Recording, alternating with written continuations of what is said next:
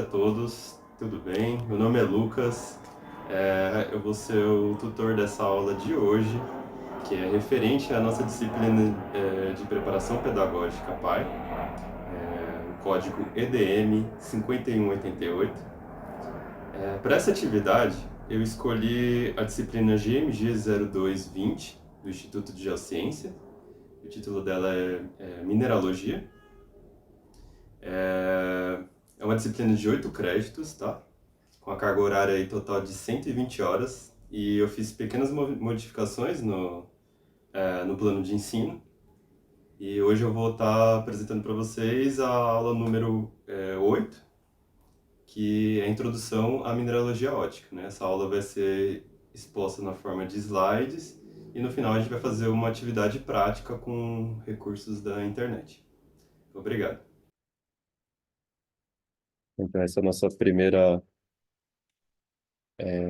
contato que vocês vão estar tendo com a disciplina de mineralogia ótica, que é obrigatória no curso de geologia e também para o curso de licenciatura, né? Bom, vamos lá. É, Esse aqui é o sumário das atividades que serão desenvolvidas nessa disciplina de mineralogia ótica, né? Tanto a parte teórica, classificação óptica dos minerais, as propriedades diagnósticas. Eu vou mostrar algumas aqui, alguns exemplos e como que a gente pode aplicar esses exemplos em laboratório, né? Isso aqui é só para a gente ter uma referência para começar o curso. E essa primeira parte vai ser mais focada em demonstrar uma visão geral de como que funciona, né, essa disciplina de mineralogia ótica e como que elas podem nos auxiliar na identificação dos minerais, sobre o olhar aí do microscópio óptico. Bom, a mineralogia óptica é definida como um ramo da mineralogia, que estuda a propriedade óptica dos minerais utilizando o microscópio petrográfico, né? E as propriedades ópticas, que a gente vai falar tanto no curso, são aquelas que são dependentes da natureza física da luz. Então, a luz, quando interage com o meio, ela pode apresentar diversos fenômenos físicos que a gente usa, utilizando esses microscópios petrográficos para estudar a natureza dos minerais e das rochas em estudo, né? Aqui, no caso, eu coloquei um exemplo de um microscópio petrográfico, aqui polarizado.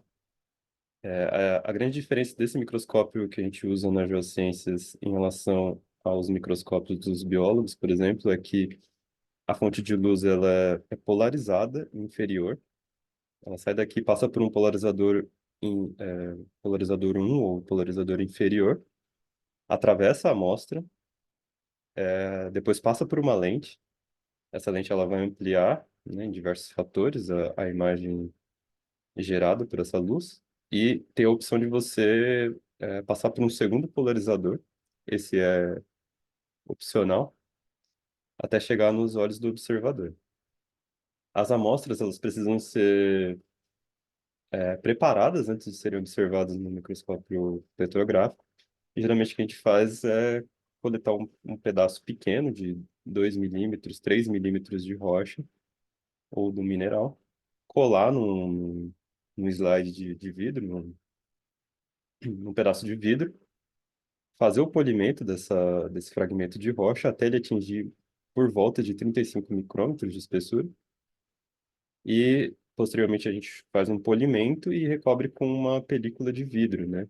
O resultado final é isso, é uma lâmina de vidro, assim, em que é colado um pedacinho de rocha, e é nesse pedacinho de rocha, ou mineral, que a luz vai atravessar e a gente vai conseguir observar as propriedades ópticas dos minerais. É, Aqui é um breve resumo das principais propriedades ópticas do que a gente vai identificar aqui no curso, né? A clivagem, que, em primeiro lugar aqui, que é o número de orientações dos planos de um determinado mineral, que é utilizado realmente como uma ferramenta para identificação ou diferenciação entre dois grupos minerais. A geminação, né? Isso, a relação de orientação em relação ao mineral hospedeiro. o ângulo de extinção, que é o ângulo em que a indicatriz faz com o eixo óptico do mineral. O hábito, que é o que a gente observa, se é a forma externa e interna do mineral.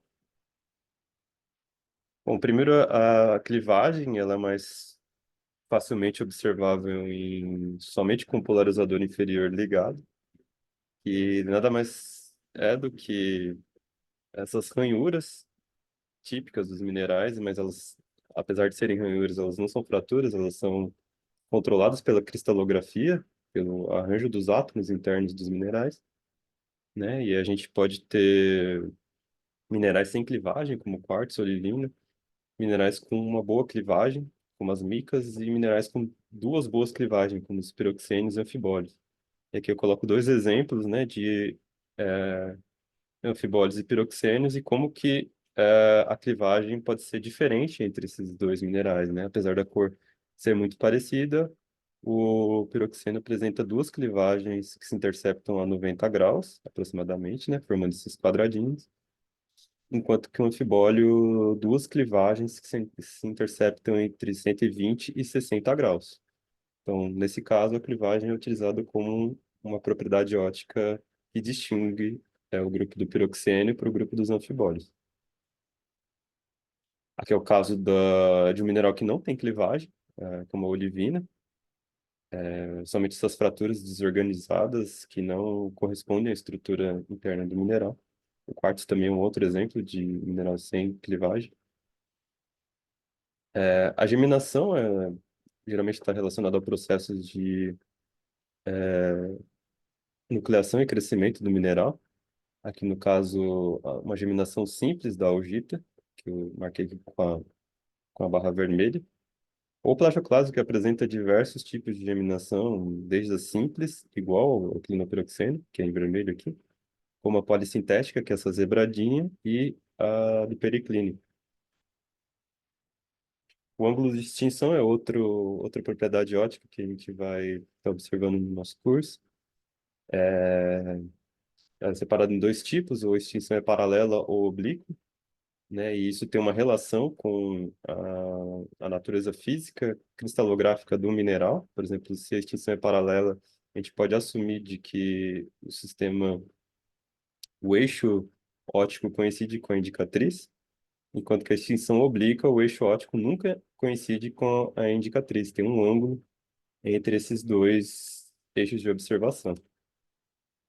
Aqui no caso, os minerais uniaxiais, ou do sistema ortorrômbico, sempre exibem essa extinção paralela ou extinção reta, né? Que é quando a gente rotaciona a platina e ele se extingue exatamente coincidindo com os eixos ópticos do polarizador. Enquanto que os minerais biaxiais, ou do sistema monoclínico e triclínico, apresentam extinção oblíqua, né? Então, quando a gente gira a platina, a extinção ocorre fora do ângulo de intersecção com os polarizadores, né? A gente chama isso de extinção oblíqua, e o ângulo pode ser determinado também com o auxílio do microscópio petrográfico. O hábito forma é realmente mais descritivo, né? Ele pode ter uma forma anédrica ou irregular, como esse cristal de augita, ou quadrático alongado, como esses grandes cristais de plagioclasto.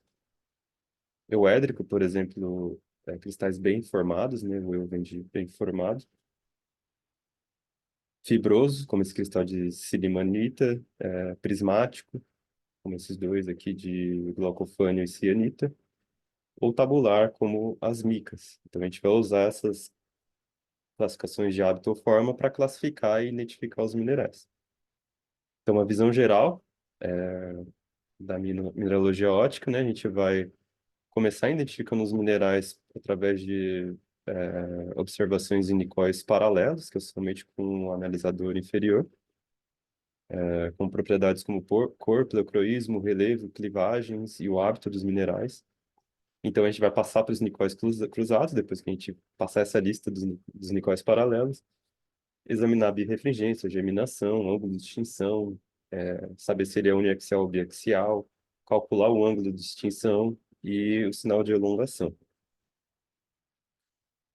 Agora eu proponho uma atividade um pouco mais prática para vocês, que é a gente acessar essas duas fontes aqui.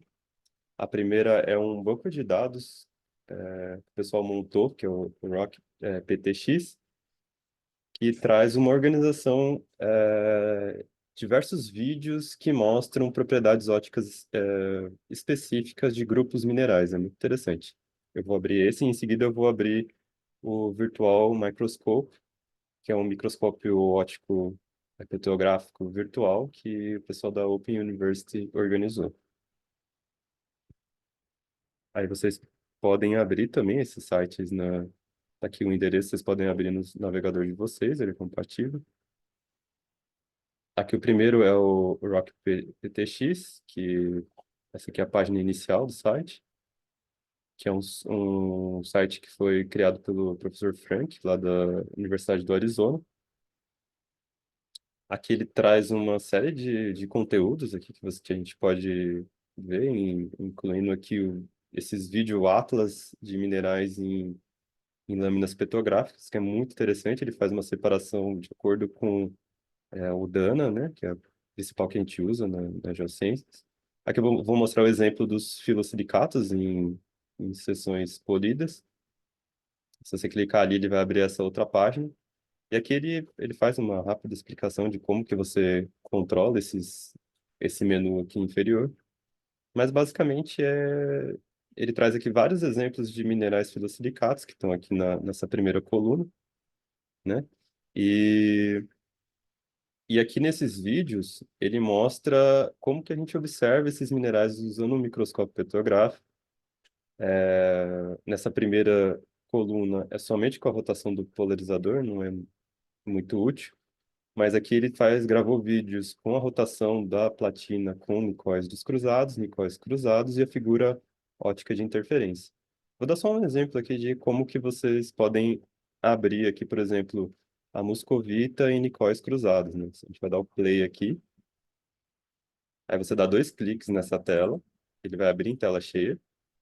E aí o que que ele fez foi gravar é, uma sessão com microscópio e a rotação do polarizador, perdão, da platina e a resposta ótica dos cristais de muscovita, aqui no caso, que são esses com cor de interferência bastante elevada, esse rosa amarelado, mostrando aí propriedades básicas que a gente vai ver no nosso curso de cor de interferência, de ângulos de extinção, entre outras propriedades ópticas.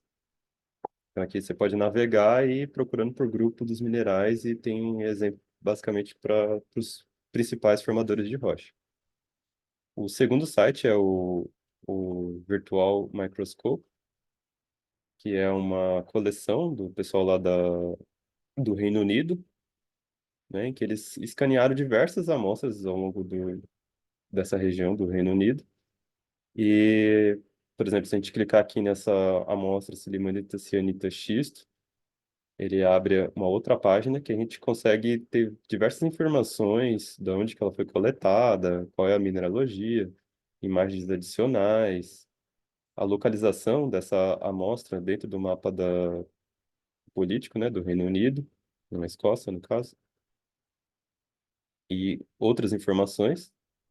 Mas aqui o que é mais legal é se a gente clicar aqui em Object, ele abre essa outra página, que é o que eles fizeram foi um modelo 3D, né, para a gente observar a amostra de mão. Então aqui a gente consegue rotacionar, tá vendo? E olhar como é que é uma amostra de mão de rocha, né? E dessa mesma amostra de mão eles fizeram lâminas petrográficas e escanearam e colocaram nessa plataforma online. Então aqui a gente consegue ter a imagem inteira da lâmina petrográfica, em que a gente consegue aumentar o zoom, né? Isso aqui é como a gente observa no microscópio petrográfico.